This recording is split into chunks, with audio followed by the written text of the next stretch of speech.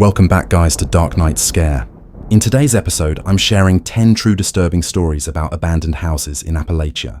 Each story reveals what happens when forgotten homes refuse to stay silent. But before we begin, please consider subscribing and don't forget to like and share it with your friends. Let me know where you're watching from. Thank you all.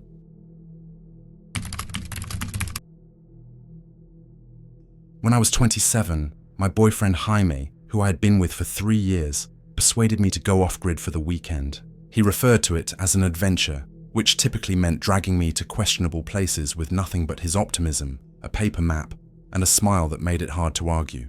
This time around, it was an abandoned mining town nestled deep in the Appalachians. No phone signal, no other towns, no people. Just the two of us, and whatever remained of a place called Warbler.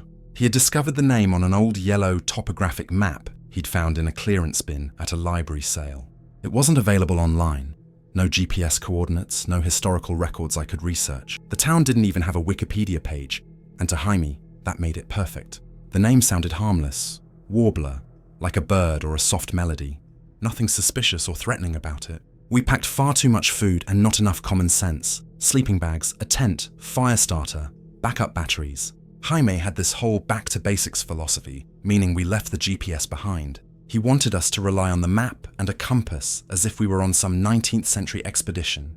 The drive alone took nearly half a day. Roads transitioned from paved to gravel, then to dirt, until the trees brushed against both sides of the car, and I gripped the handle as if it would prevent us from vanishing into the woods. Eventually, the road ceased to exist.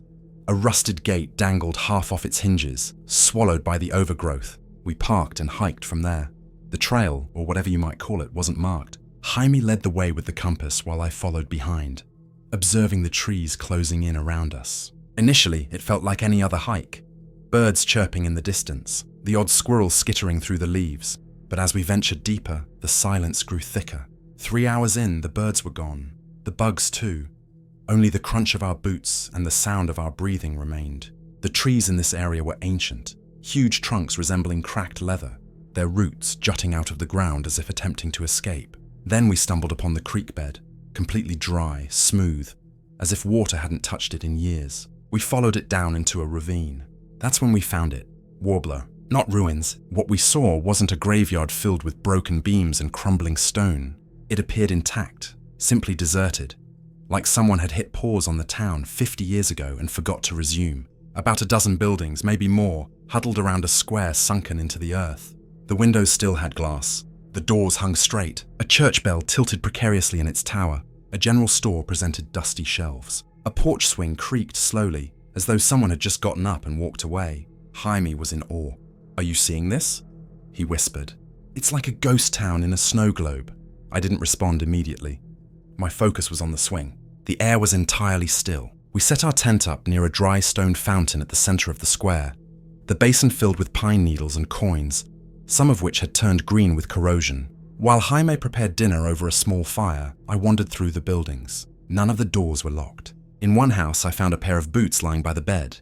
In another, a child's doll was tucked under a table, its face turned toward the door. On a nightstand, a teacup sat, devoid of anything inside.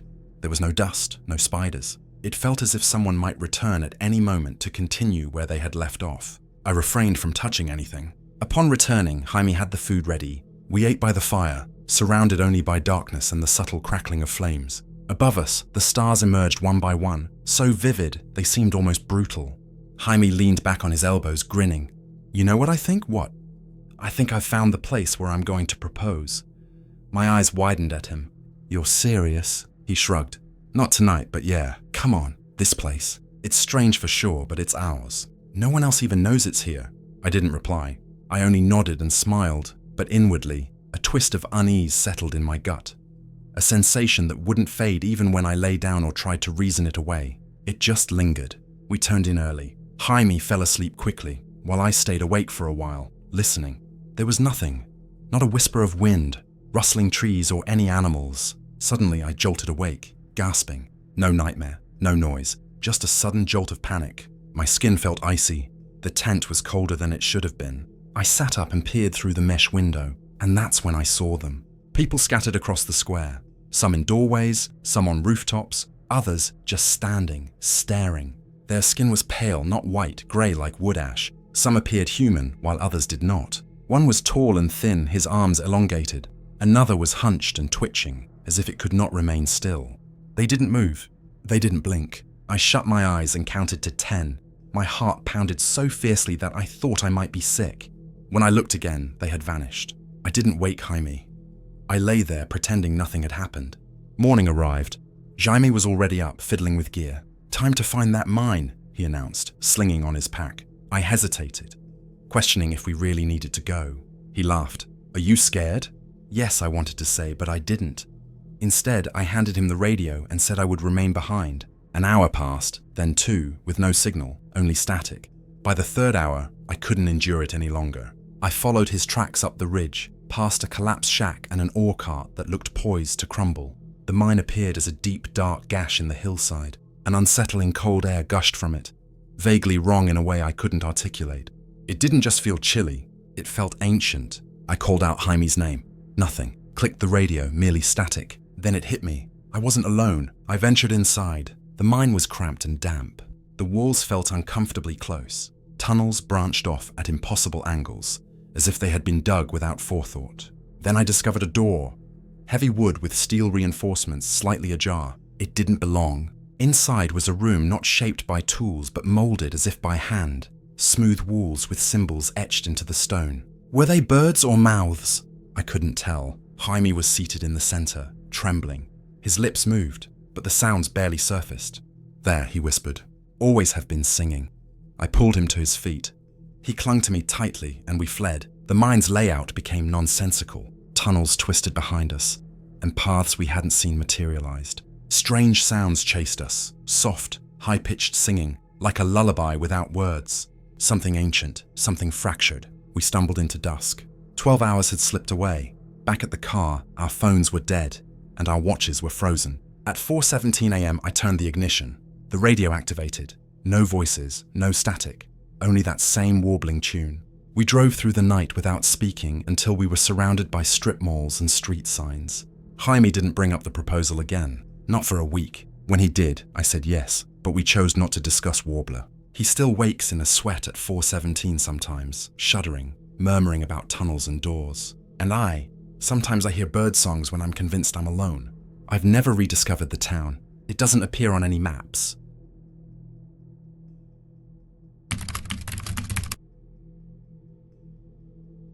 I was 19 the summer we discovered that church. It marked one of those transitional phases in life. A few months earlier, I had dropped out of community college. I told my parents it was merely a break, but deep down, we all recognized it wasn't true.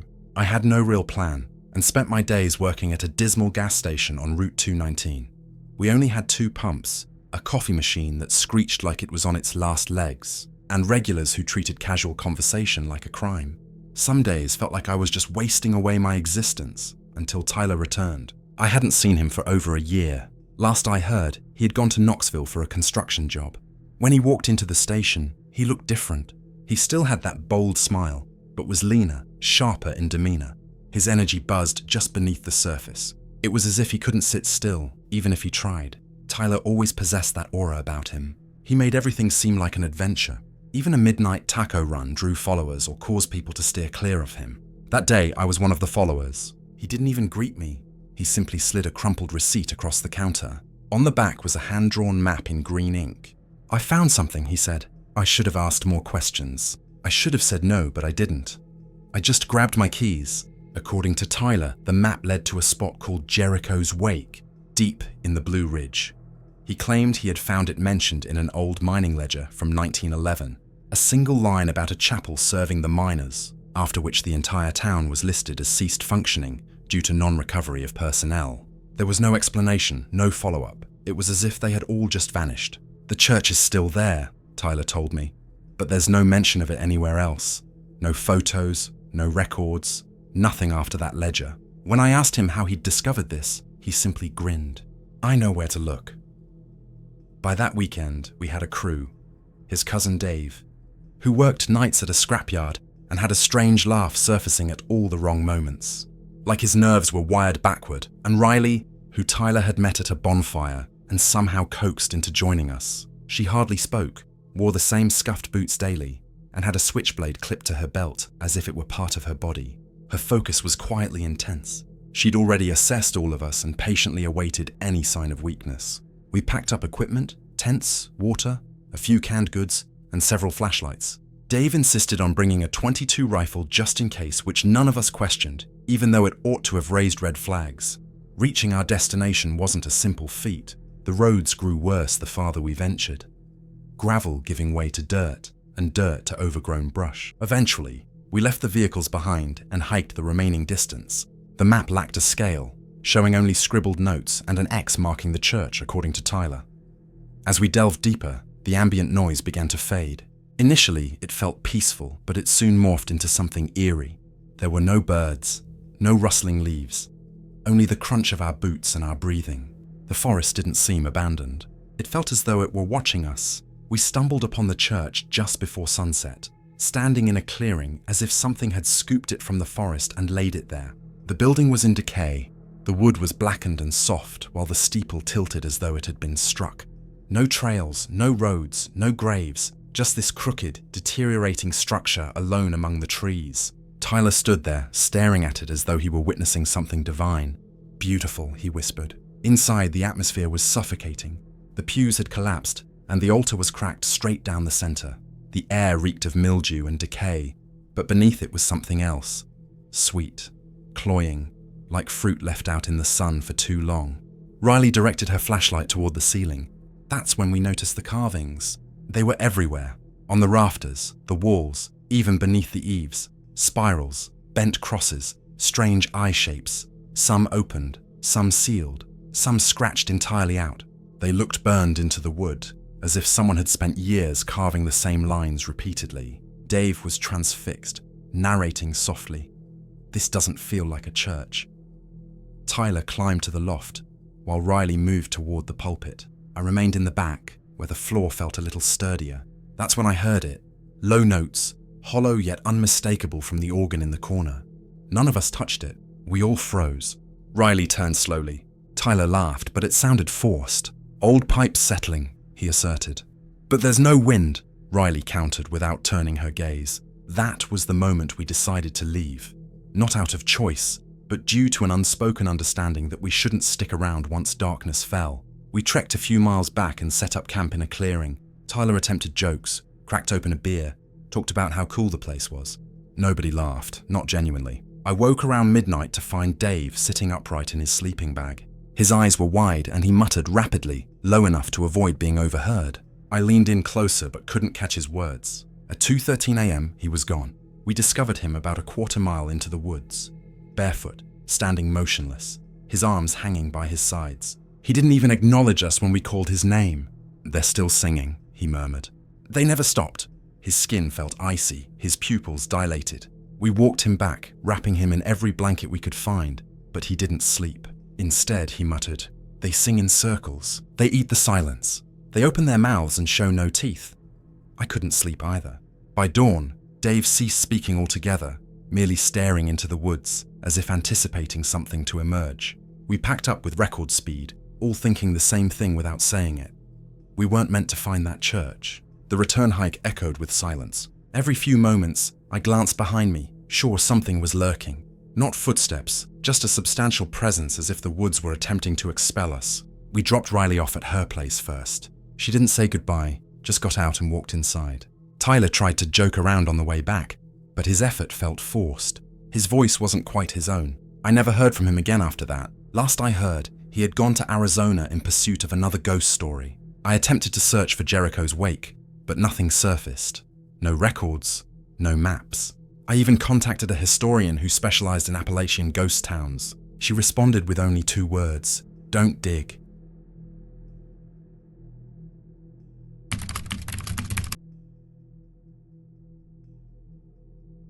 My cousin Caleb owned a rusty old Ford pickup that choked like an elderly man every time it started. With more free time than sense, I was crashing at his house for the week, a quirky little place with green siding and a broken porch swing, nestled in a forgotten town somewhere in Western Virginia.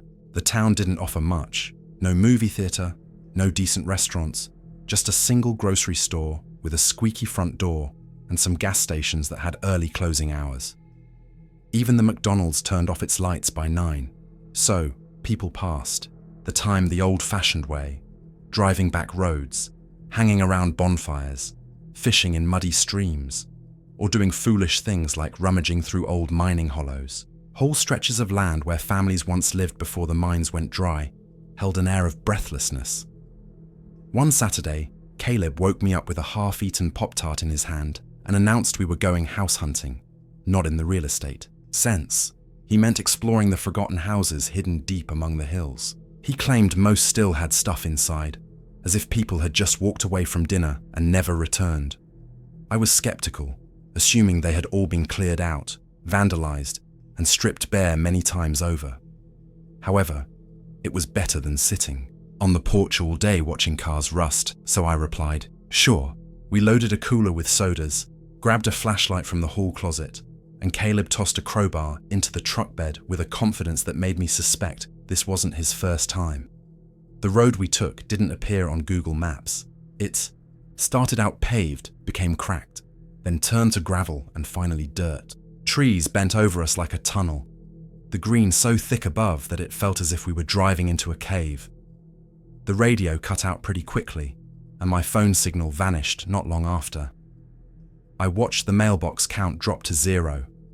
No more driveways, no fences, just trees pressing in, and the occasional carcass of a rusted-out car half consumed by vines. After about 40 minutes of driving, accompanied only by the sound of tires on loose rocks, Caleb slowed down. There, he pointed out the window. The house was barely discernible through the trees, its white paint peeling to grey, the roof sagging in one corner, and the front porch bowing as if curtsying. One window had vanished completely, while the others held shattered glass still clinging to the frames. The steps had become so warped they seemed to have collapsed under the weight of a squirrel. In the tall grass, I spotted a child's tricycle tipped sideways, the seat known to be weathered away. The front door hung slightly ajar, as if still deciding whether it would stay or go. Caleb shot me a look, a mischievous smirk that predicted something foolish was about to happen. Without a second thought, he jumped out of the truck and headed for the porch, while I followed at a slower pace. The air felt denser, as if even the birds had ceased their music. Inside, every step creaked loudly enough to make me wince, and the floor sagged in certain spots. I imagined that one wrong move would drop me into a basement filled with raccoons. The scent hit me halfway through the entrance, dust and damp wood mingling with something sour and old, like forgotten laundry left to decay. We stood in what must have been the former living room, adorned with a couch frame missing its cushions, a side table with a broken lamp and an overturned chair. In the far corner was a cracked mason jar containing something crusted on the bottom. Nearby, a child's sneaker was wedged beneath a broken banister, too tiny for anyone but a toddler. Caleb moved toward the kitchen, his boots echoing through the vacant house. I trailed behind, flashlight in hand, more for reassurance than for visibility. Although it was still daylight, the house seemed to swallow the light.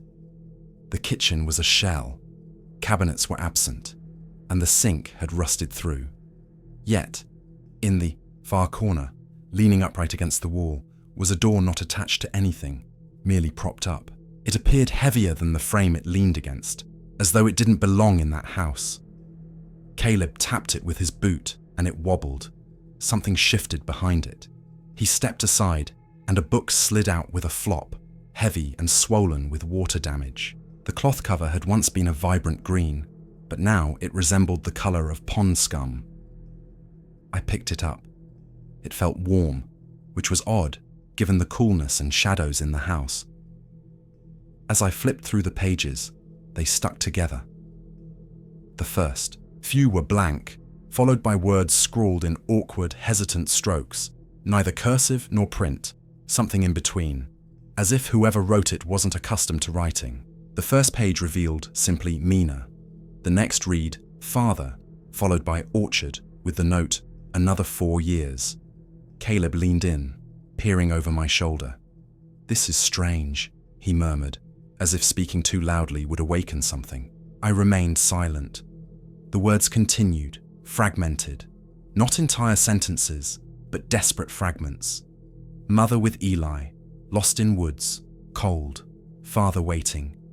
Each page became worse, more agitated. Words repeated here and there. Brother here, George gone.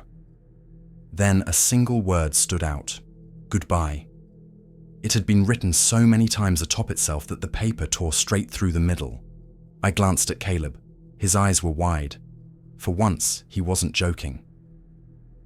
I flipped back to beginning to reread what we had seen. It was all blank, every single page except the last one. Still torn, still heavy with that desperate, goodbye. Are you pulling my leg? He asked. I shook my head, my hands trembling slightly. I placed the notebook back behind the door, just as we had found it.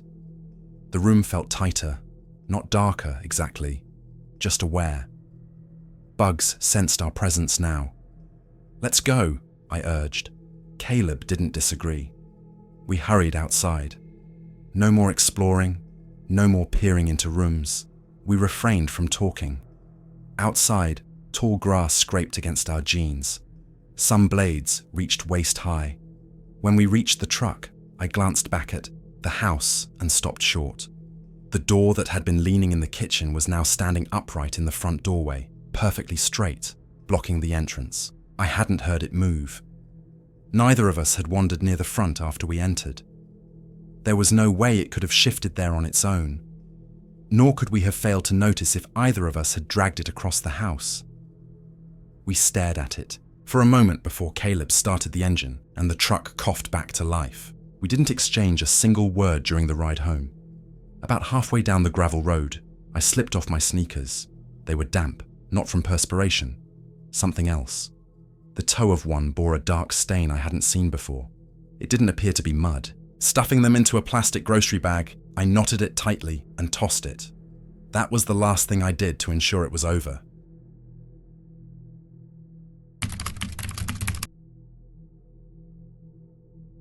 A weekend trip with two of my friends took us down the back roads of West Virginia, exploring abandoned houses to photograph.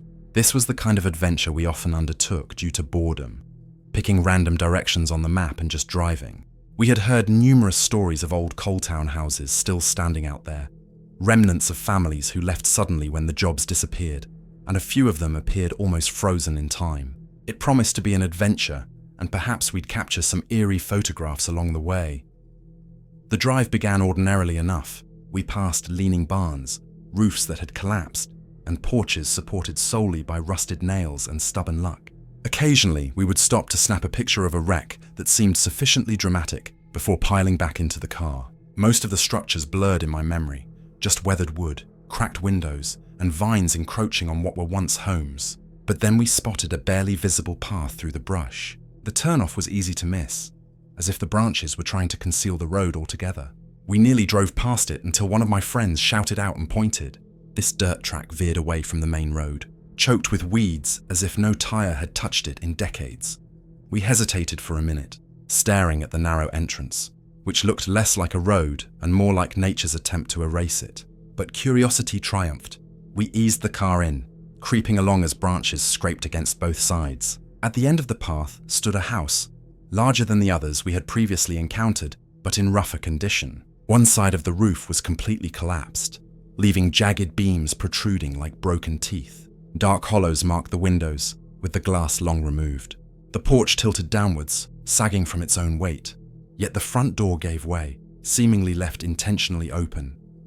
We parked in a small clearing at the base of the slope and began climbing through waist-high weeds. The closer we approached, the stranger it felt. Not simply quiet, but a type of silence that pressed down. There were no birds singing, no buzzing insects in the weeds, nor signs of raccoons or deer. Every other abandoned site we'd visited had been infused with life, even if the house itself was long dead. But this one felt untouched, as if everything had agreed to leave it in peace. Upon reaching the porch, we tested the board's integrity before placing our weight on them. The wood bent and groaned but held firm. The door swung open into a dark room. We cautiously made our way inside, each of us falling into silence, almost as though speaking would disturb whatever lingered within. The front room was empty. Wallpaper pulled away from the walls in curling strips, drooping like aged ribbons. A draft moved them softly, although we couldn't feel it ourselves. The air felt dense, heavy, unlike any other space we had entered. Against the far wall, the staircase tilted upward, its railing broken halfway. My friends gravitated toward what was left of the kitchen, while I took to the stairs. As I climbed, I suddenly froze. Footsteps creaked above me, slow and dragging, measured. They traversed the floor directly overhead, steady and unhurried. Not boot stomping, not sneakers running, just a deliberate shuffle. Dust sifted down through the cracks in the ceiling boards, dusting my head and shoulders. I called out, thinking perhaps one of my friends had circled back, but there was no reply. Below, I could hear their laughter and nervous chatter in the kitchen. Too distant for it to be them, the sounds above me persisted. Swallowing the lump in my throat, I forced myself to ascend the final steps and reach the landing. The hallway stretched before me, with 3 rooms lined up on either side. Their doors hung off kilter, half off their hinges. The shuffling noises flitted from one doorway to another, circling the landing, and yet the hall remained empty. Each door gaped open, yet nothing stood within. The sound seemed to drift just ahead of me, always remaining out of sight. I compelled myself to walk toward the farthest room. The ceiling in that room had partially collapsed, beams protruding downward with patches of daylight filtering through the gaping rooftop. On the floor, partially buried under dirt and plaster, I spotted them. A meticulous row of children's shoes, at least 24 pairs lined up carefully against the far wall, none larger than a 10-year-old's size. Some shoes were leather, cracked with age, others canvas, torn at the seams, and some still fastened together neatly. Each pair was caked in dried earth, as if dug from the ground, yet placed in perfect order, heel to toe. I crouched, staring, before quickly standing, my heart racing. Upon turning back, I noticed the doorway seemed narrower. It felt like an illusion at first, but as I approached, the frame appeared to pinch inward, the wood bending closer. It was as if the house itself wanted to confine me. I forced my way through, scraping my arms on the edges, and broke into a sprint down the stairs 2 at a time. The kitchen halted my progress. Cabinet doors stood ajar, wood warped and swollen. Cloudy glass jars filled with murky liquid, the color of ash, sat atop every counter, shapes floating inside. Twigs, scraps of fabric, maybe bones, though I wasn't sure. One jar had shattered on the floor, its contents pooling into a slick black stain that seemed to sink into the wood instead of spreading. My friends were already outside, beckoning me to hurry. I started toward the exit when a sharp crack echoed above. It was loud, reminiscent of a heavy beam snapping under sudden pressure. Dust burst from the ceiling, filling my mouth and stinging my eyes. Then the footsteps returned, this time not slow but crashing down from one end of the upstairs hall, heading straight for the staircase, fast and heavy. The boards above rattled with each impact. I didn't wait. I dashed through the doorway, stumbling down the sloped porch and crashing into the weeds. I fought my way through branches whipping against my legs until I reached the car. My friend stood there, pale and silent, eyes locked on the house. I threw myself inside, slammed the door, and in seconds, we were barreling down the path with gravel spitting out behind us. No one uttered a word for miles. The silence enveloping us in the car felt as heavy as in the house. I kept looking back through the rear window, half expecting to find someone or something standing on that crooked porch watching us leave. But the house grew smaller and smaller, consumed by the trees until it vanished altogether. That was the last abandoned house I ever dared to enter in Appalachia.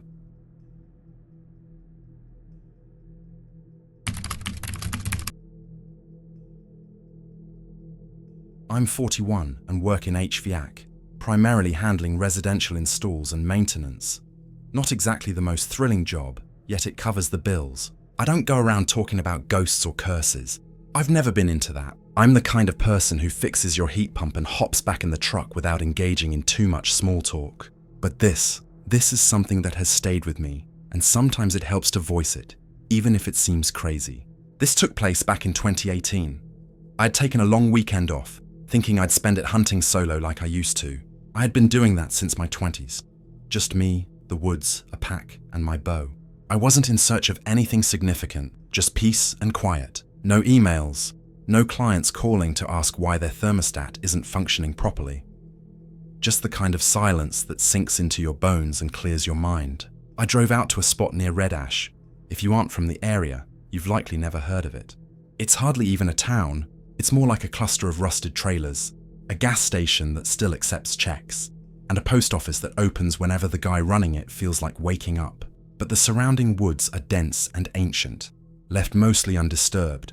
A good place to vanish for a few days, if that's what you're aiming for. I had hunted those hills before, typically sticking to the east side where I was familiar with the trails and had a few tree stands already set up. However, that year I ventured further than usual, not out of a desire for exploration, but because I wanted to reach a ridge I hadn't tackled in a while, the kind of place where deer sometimes grazed at dawn if the wind cooperated. About halfway there, I noticed something I hadn't seen before. A narrow trail, almost imperceptible, concealed beneath brush and leaf rot, branching off from the main hollow. It resembled a deer trail but appeared too pristine, not freshly traveled, but unnaturally neat. The branches overhead didn't seem broken as if something had passed through recently. It simply looked untouched.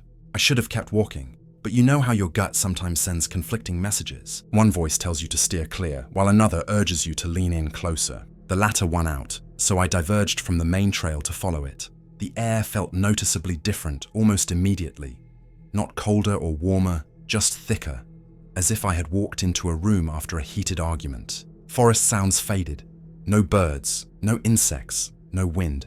Only my boots crunching against leaves. I thought to myself, this better lead somewhere. Then I spotted a man about 40 feet up the path, standing still, facing away, hood drawn up, clad in a grey coat that hung heavily over his shoulders. He didn't turn or move. He simply waited there.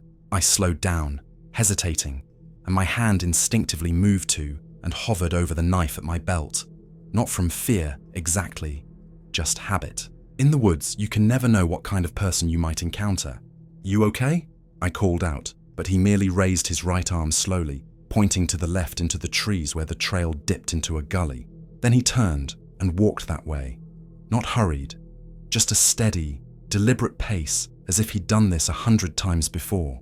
I hesitated, and this decision still troubles me. I can't explain why I followed. It was as if my legs were moving while my mind was elsewhere. I trailed him for maybe 15 or 20 minutes. The path shrank and wound through a tangle of thorny brush and ancient twisted trees. Every so often, I could catch a glimpse of that grey coat ahead, just enough to confirm I was still on his trail. He never looked back or spoke. Eventually, the trail opened up into a clearing I swear shouldn't have existed. Perfectly oval, with trees encircling it, as if they had intentionally grown in a circle. At the far end stood a church. Calling it a church feels inaccurate. It had a steeple, windows, and an entrance. But that was where the similarities ended. The wood appeared dark and warped. The steeple partially collapsed with a rusted bell inside that hung askew. Ivy had overrun most of it, creeping in through shattered windows and coiling across the roof as if pulling the place down. The man in the grey coat strode straight through the doorway, disappearing inside. I didn't want to enter, but something compelled me. The floor groaned under my boots, as if it might collapse. Inside was dim, smelling of mildew and wet soot. Broken pews scattered the room, some charred at the ends, where symbols had been burned into the wood. Circles, jagged lines, one resembling a crown with 3 sharp points. The altar had been shoved aside, exposing a pit beneath it, the walls lined with bricks like an old well. When I realized this wasn't a church people visited for worship, but for something else, I caught sight of the bones in the back. Near a collapsed beam lay an old leather boot, one of those high-ankled ones from the 1970s. It was pinned beneath a heavy piece of timber, and inside the boot was a femur, bleached white. Alongside it sat a backpack, half buried in years of decay. I knelt to pull it out. Within was a cracked plastic wallet, and the name on the ID expelled all air from my lungs. Caleb Merritt. That name resonated with me. My father often spoke of him, mentioning what a smart kid he was, a football star with excellent grades. Then one day in 1971, he simply vanished. No note, no indications. Everyone assumed he had run away, or perhaps became entangled in something sinister. But there he was. He hadn't run. He had come here. I stood up too quickly, feeling a wave of dizziness. Then the air shifted. A subtle but unmistakable change. It grew warmer, as if something had released its grip, like something had been holding its breath for 50 years and then exhaled.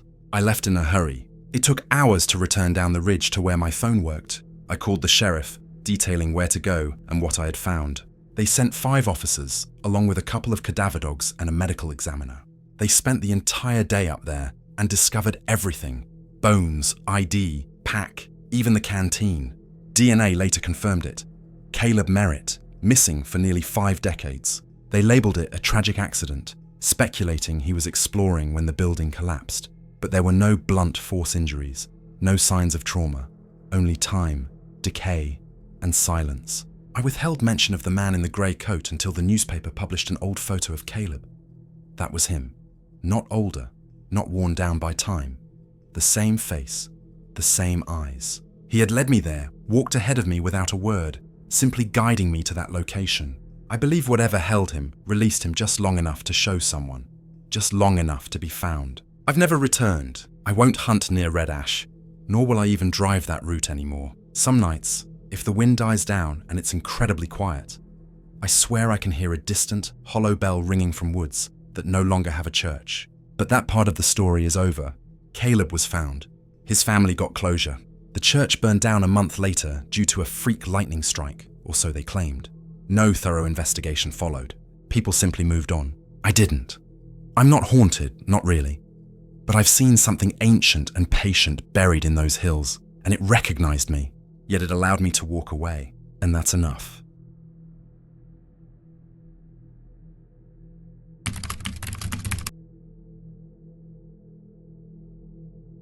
My name is Darren, and now I'm 31. Back then, however, I was just a washed-up guy living in a basement in Logan Hollow, Kentucky, pretending I still had time to sort my life out. Prior to getting laid off, I was operating forklifts. When my father passed away, everything just halted. I told people I was taking a break to reset, but if I'm honest, I wasn't doing anything. Just sleeping until noon in my mum's basement, staring at the peeling ceiling. I didn't even notice how severe the mold situation was until she started coughing up blood one morning. That was my wake-up call. The following day, I shaved for the first time in months and called my cousin Tyler. We hadn't been close for years. He had moved to Hazard, got married, had twins, and began crafting his version of a real life. But we were tight growing up, engaging in all sorts of foolish activities, sneaking into old mines, daring each other to knock on boarded-up doors in the woods. Things that could have easily gotten us killed. So when I reached out, expressing how I felt like I was drowning and didn't know what to do, he immediately offered, "I've got a place. It's a family property beyond Pine Hollow. It's been empty forever. You want it? It's yours. It might help you breathe again." I didn't ask questions. I should have. I should have inquired why nobody else in the family had taken care of it or what I was stepping into. But all I said was yes. 2 days later, I packed what remained of my life into my beat-up Tacoma, following the directions Tyler had sent me. The road ended much sooner than I anticipated. Dirt transitioned to gravel. Gravel faded into packed earth, and then it just stopped. The trees felt like they were encroaching when I finally spotted the cabin. It looked pitiful, as if it had been forgotten for so long that it had begun to forget itself. One story, sagging in the middle, vines intertwined around everything. The porch half rotted, with no mailbox, no sign, and no power lines. It didn't even possess the aura of being haunted. It just seemed abandoned, like even the ghosts had moved on. Tyler stood there waiting in the dirt with a folded deed and a flashlight. He handed them to me, nodded once, and remarked, "Place has good bones." I looked at him and asked, "What happened to the last people who lived here?" He offered no response. That first night, I set up a cot in the front room and sat in the stillness for a while. The air was oppressive and stale, as though the walls were exhaling after a long period of solitude. It smelled of mildew, damp wood, and a faintly sweet scent I couldn't identify, subtle at first but persistent. The hallway wallpaper was bubbled and yellow. The floor creaked incessantly, even when I didn't move. I convinced myself it was merely the house settling. That night, as I lay down trying to sleep, I heard breathing. Not loud, not like someone beside me, but slow, steady, almost mechanical, and it wasn't my own. I sat up and held my breath. The sound continued, faint and even, as though something were just on the other side of the wall. Then, around 2:15 a.m., I heard 3 soft knocks on the back door. I didn't react. I reasoned it was probably an animal, a raccoon or something. I waited, but 3 more knocks came, maintaining the same rhythm, evenly spaced. I got up, grabbed the flashlight, and made my way to the kitchen. The back door had a small window, but it was so grimy I couldn't see through it. Leaning in closer, that's when I caught sight of it. A shape low to the ground, perfectly still. I switched on the porch light and flung the door open. Nothing, just trees, silent and overly still. Then I glanced down and saw footprints in the mud. Bare, human, with elongated toes and deep heels leading from the woods straight to the door, yet no returning prints. After that, I opted to sleep in the truck. The next morning, I called Tyler and told him what I'd witnessed. He paused silently for a long moment before asking, "Did you hear the voice yet?" "What voice?" "Just don't answer it," he said before hanging up. That night, I barricaded the doors with a bookshelf, a chair, anything that could serve as a blockade. I found an old container of salt in the pantry and poured a line around my cot. Not because I believed in that stuff, but because I did not know what else to do. I sat there with a crowbar and flashlight, waiting for something to happen. The house remained silent until midnight. That was when the old cuckoo clock on the wall began ticking, a detail I hadn't even noticed before. No batteries, no key, just ticking, steady. Then, at exactly 3:12 a.m., it began whispering, "Let me in." The voice wasn't located outside. It came from within, weaving through the walls. "Let me in." The tone shifted. It initially sounded like a little girl, then a woman, and then something else entirely, attempting to mimic human speech, yet failing. I didn't respond, didn't move, just remained there until dawn. The next day, the attic door was wide open. It had been sealed shut by rusted nails, yet now it hung ajar, and on the ceiling below it were muddy handprints, small like a child's. I called Tyler again to recount everything. He finally shared the cabin's history, explaining it had belonged to the Aldridge family in the 50s. They lived off the land, trapping animals, and mixing their medicine from roots no one else would touch. Townsfolk claimed the family kept to themselves, but stories circulated about what they summoned. A fire broke out in '63, resulting in 2 brothers' deaths. The third survived but never spoke again, passing away in a state hospital in '78. They dubbed it Hollow House. Tyler stated, "The ground don't sleep." "What does it want?" I asked, but received no answer. That weekend, he accompanied me up there. We didn't even enter. We just poured diesel around the foundation and ignited it. The fire spread too rapidly, as if it had been awaiting this moment. The flames didn't merely burn. They moved as if searching for something. I could swear I heard laughter in the crackling, as if someone were laughing with a closed mouth. We stayed until the entire structure collapsed. I relocated to Grayson, found work in an auto shop, began waking early, eating properly, and getting clean. My mom's health improved as well.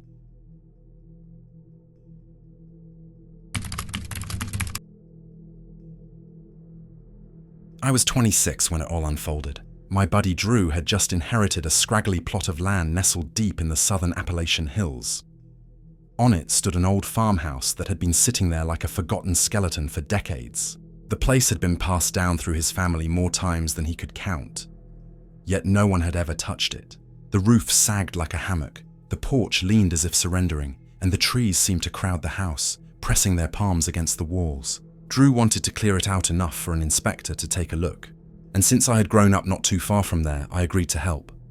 On that first day, I arrived equipped with gloves, a crowbar, and a stack of heavy-duty trash bags. The sun was just peeking over the trees, and I remember stepping out of the truck to hear nothing but the ticking of the engine cooling. There were no birds, no bugs, no breeze, just that sagging house staring at me as if it had been waiting. The smell assaulted me the moment I cracked open the front door. Old wood, rot, mold, and something sharper that I couldn't identify, like copper mingled with mildew fermenting for years. The air felt strange too, thin, as though I walked into a space emptied not just of furniture but of life itself. What really unnerved me was the layout. From the outside, the house appeared standard. 2 windows above, 2 below, and a central door. But once inside, everything felt off. The front room was too narrow. The hallway stretched longer than it should have. I walked it once, then again, and even a third time, trying to get it to make sense in my mind. But it was all wrong. One hallway twisted as though circling the kitchen, before spitting me out into what looked like a mirror image of the front room, only more confined. I speculated that perhaps the place had been gradually added to over time, an uneven structure pieced together by individuals who had no regard for blueprints. Still, each turn felt like the walls were playing a practical joke, definitely not a funny one. On that first day, I concentrated on the front rooms, clearing out a broken cabinet, a couple of threadbare chairs, and a pile of dusty magazines from the '60s. The floorboards groaned with every step, dry and brittle, with some areas sagging as if something heavy had stood there for far too long. I spotted nails driven into the floor at odd angles twice, as though someone had attempted to secure something and then given up. I didn't think much of it. Old houses grew peculiar after all. I simply kept working. By the second day, I had established a rhythm, loading bags, hauling them out, and consciously avoiding deep breaths. Surrounding the house, the grass reached waist-high in spots and felt thick, eager to reclaim whatever had fallen into it. I continued to uncover old farm tools half buried, rusted blades, contorted rakes, a remnant that could have belonged to a plough. The air smelled of rust and damp earth. It was on that day that I saw it. I had just dropped off a torn sofa frame near the clearing's edge, when something caught my eye across the yard close to the tree line, where shadows began. It resembled a person, standing still, not moving, almost absorbed into the branches. I froze, waiting for them to wave or shift, but they didn't. I called out, but received no response. I raised my hand, hoping for some sign. Still, nothing. I cautiously stepped off the porch and walked a few yards toward the trees, my boots snagging in the grass. My eyes remained fixed on the figure. It felt as if the entire yard was watching me, not merely that lone figure. The weeds brushed against my knees, as if trying to deter me from advancing farther. And then, just as suddenly as it appeared, it vanished. No rustle, no footsteps, just gone. I stood there for a while, heart thudding, attempting to process it. Maybe it was a play of light, or perhaps a stump, I reassured myself. A stump appearing strangely human from a distance. Yet the thought wouldn't leave my mind. Even as I continued working, I cast glances toward the woods, waiting for that shape to return. It never did, at least not then. On the third day, I ascended to the upper floors. The staircase was small and twisted, as if installed after everything else was put into place. Each step creaked under my weight, and I could feel the give beneath my boots. The upstairs air was stale, nearly syrupy. The walls had once been painted yellow, but had long ago turned a greasy brown, and everything felt a tad too confining. The upper floor held 3 rooms. One was entirely caved in. The ceiling had collapsed, beams hanging like broken limbs, exposing the parlor below. Another room was mostly empty. It contained a dresser with one open drawer and a shattered mirror above. However, the third room chilled me to the bone. It housed photographs. Dozens hung in perfect rows along the far wall, all black and white, ruined by water damage. The faces had disintegrated, leaving pale ovals where eyes and mouths should be. Hints of collars, hats, and shoulders lingered, as if the individuals had been removed from their own images. As I focused, that familiar pressure returned. No sound accompanied it, just an emotion, like someone was present. I turned slowly, and at the hall's end, I could see a pale shape leaned out from behind the wall, just enough to reveal a curve of their head, a fragment of shoulder. No face from my angle. The moment my gaze met it, the figure pulled back. I didn't breathe and stood frozen, listening intently. There was nothing, no footsteps or creaking sounds. I compelled myself to move forward, checking each room again, room by room, hands clenched, feet weighted. No one was there, but the sensation of being watched lingered, as if the house sought to keep me, not yet done with my presence. After that moment, I worked faster, primarily confined to the parlor. The silence thickened, as if even the air wished to remain still. Every sound felt like a warning, a gentle thud of a falling book, the scratch of something shifting behind the walls. My gaze kept darting toward the doorways, waiting. That's when I first glimpsed him, standing in the hallway, half-shadowed. His clothing appeared dull, barren of color, as if someone had taken an eraser to him. His posture seemed odd, chin held too high, shoulders stiff, but what struck hardest was his face, or lack thereof. There was nothing. No eyes, no nose, no mouth, just smooth, pale skin taut over his skull, similar to a balloon. He remained still, not twitching or flinching, just standing there, silently watching me without eyes. Initially, I was paralyzed, unable to move or think. Eventually, my legs kicked in, and I backed away, knocking over a box I'd been packing. Books tumbled everywhere. I fumbled for my keys on the mantel, nerves making my hands shake precariously. The man remained motionless. I refused to give him a chance. I sprinted across the room, shoving the door open with such force that it slammed into the wall, and I dashed out. The porch steps creaked under me, one cracking as I hit it, but I didn't halt. I tore through the weeds, arms thrashing, heart racing against my ribs. The truck felt miles away. Upon reaching it, I yanked the door open, keys jabbing at the ignition until the engine roared to life. Without looking back, I accelerated. I abandoned everything. Crowbar, gloves, bags filled with discarded items. I didn't care, not even considering it until I was halfway down the mountain. I never disclosed to Drew precisely what had occurred, only that the house was a wreck and I wasn't able to continue helping.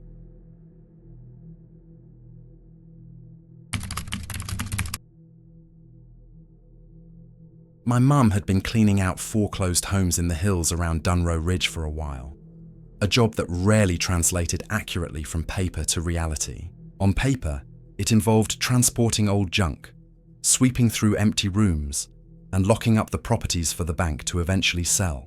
But in practice, it meant long hours dragging out moldy furniture, bagging clothes that reeked of mildew, stepping over rotting carpets and splintered drywall, and stumbling upon things that made you feel as though you were walking through someone else's ghost of a life. Sometimes I'd accompany her, partly to assist with heavy lifting, and partly because she wasn't keen on being alone in certain houses. You'd be surprised how many people still attempted to sneak into those places, mostly to snatch copper wiring, sometimes simply to squat for the night. While my mom was tough, she wasn't reckless. Having an extra pair of hands around eased her nerves. Most of the time, the work was dull. We'd haul bags to the truck and occasionally chuckle at peculiar finds. A whole stack of unlabeled VHS tapes, or a doll with its head taped back on. Creepy, sure, but never dangerous, until she took on a set of properties deeper in a hollow off Barlow Road. Locals expressed reluctance driving that stretch, muttering about bad history, drug problems, and the occasional strange tale of disappearing people in those woods. My mum didn't subscribe to those stories, and I didn't either, at least not until we began noticing him. She informed me about a man who had started appearing near the houses. Initially, he played it cool, pretending to show interest in scrap.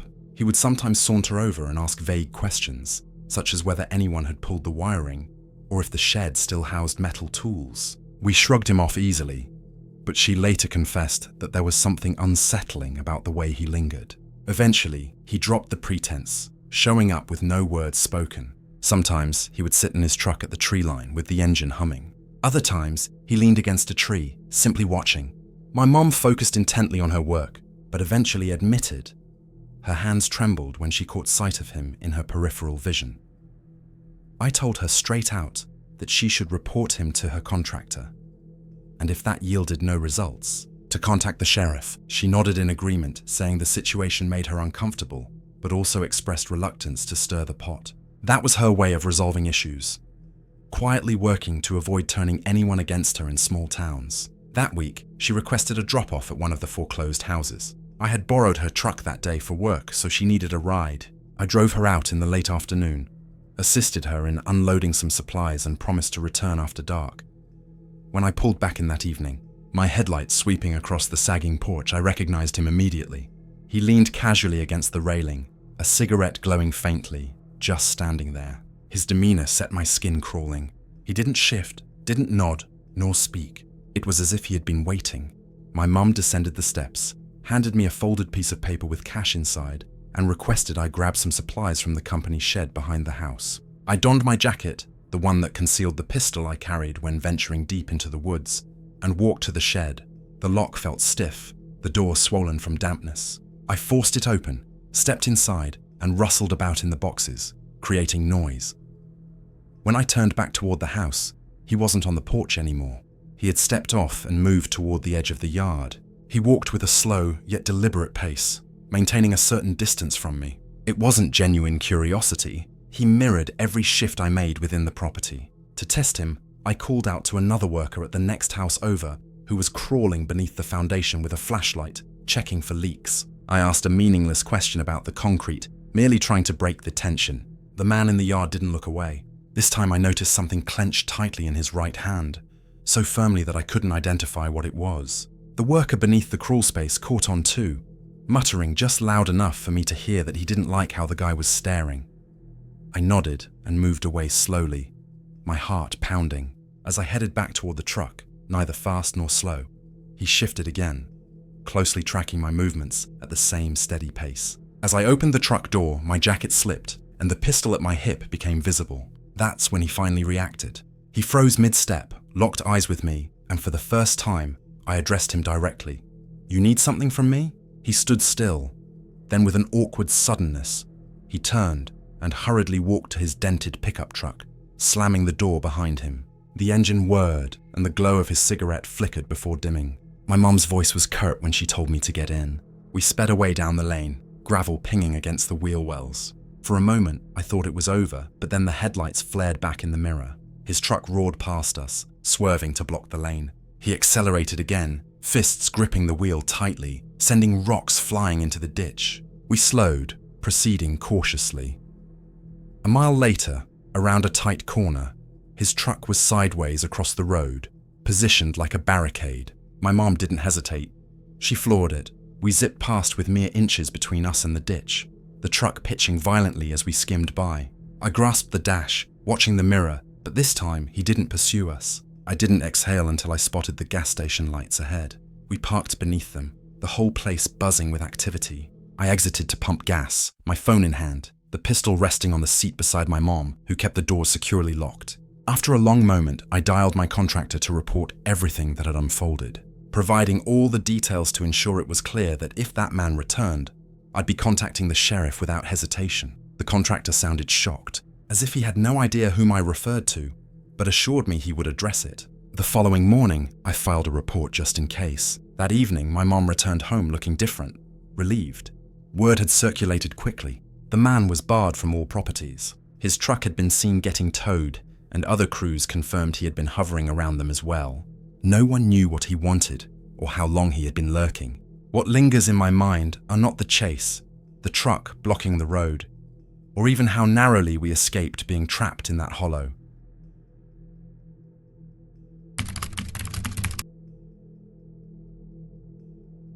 I was 16 when my mum had finally reached her limit. I can't blame her. I was skipping school like it was my vocation, sneaking out at night, getting high in alleyways with people double my age.